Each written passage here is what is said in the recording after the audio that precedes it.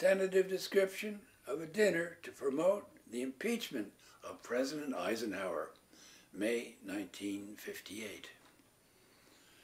After it became obvious that the strange rain would never stop, and after it became obvious that the President was doing everything in his power,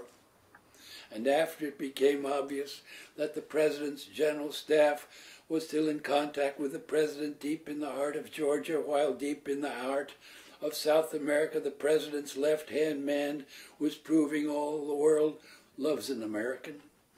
and after it became obvious that the strange rain would never stop, and that old soldiers never drown, and that roses in the rain had forgotten the word for bloom, and that perverted pollen blown on sunless seas was eaten by irradiated fish who spawned up cloudleaf streams and fell on our dinner plates. And after it became obvious that the President was doing everything in his power to make the world safe for nationalism, his brilliant military mind never having realized that nationalism itself was the idiotic superstition which would blow up the world. And after it became obvious that the President nevertheless still carried, no matter where he went in the strange rain, the little telegraph key, which like a can opener could be used instantly to open but not to close the hot box of final war, if not to waylay any stray asinine action by any stray asinine second lieutenant pressing any strange button anywhere far away over an Arctic Ocean, thus illuminating the world once and for all. And after it became obvious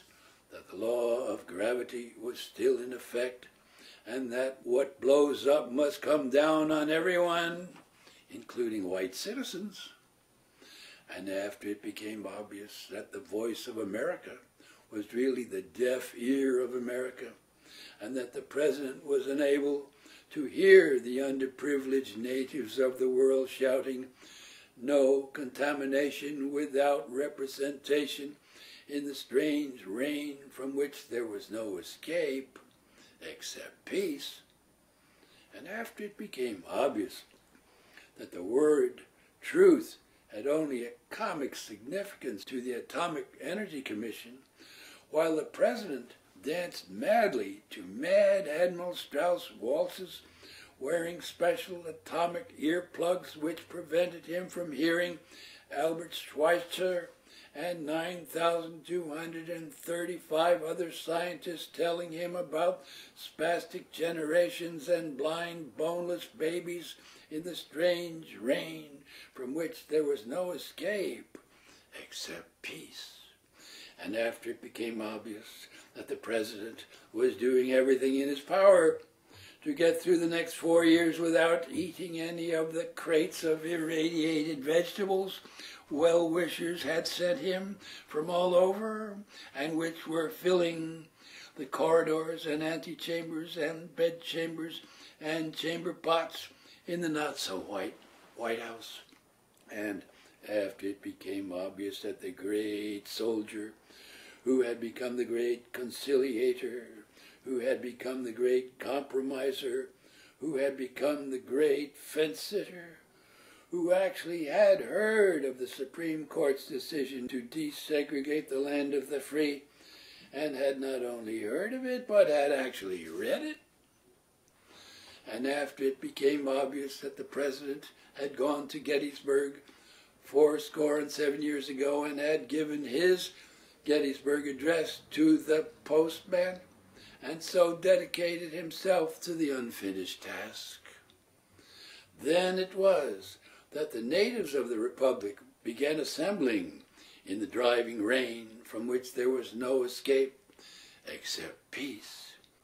And then it was that no invitations had to be sent out for the great testimonial dinner except to politicians whose respected names would lend weight to the project, but who did not come anyway, suspecting the whole thing was a plot to save the world from the clean bomb, from which there was no escape except peace. And women who still needed despair to look truly tragic came looking very beautiful and very tragic indeed, since there was despair to spare. And some men also despaired and sat down in Bohemia and were too busy to come. But other men came whose only political action during the past 20 years had been to flush a protesting toilet and run. And babies came in their carriages, carrying irradiated dolls and holding on to crazy strings of illuminated weather balloons filled with Nagasaki air. And those who had not left their TV sets long enough to notice the weather in 7 years now came swimming through the rain, holding their testimonials. And those came who had never marched in sports car protest parades, and those came who had never been arrested for sailing a protesting golden rule in unpacific oceans. And Noah came in his own ark, looking surprisingly like an outraged Jesus Christ, and cruised about, flying his pinion and picking up 2 of each beast that wanted to be preserved in the strange rain, which was raining real cats and dogs, and from which there was no escape except peace. And peddlers came in lead jockstraps, selling hot dogs and rubber American flags, and waving petitions proclaiming it un-American to play golf on the same holy days that clean bombs were set off on time.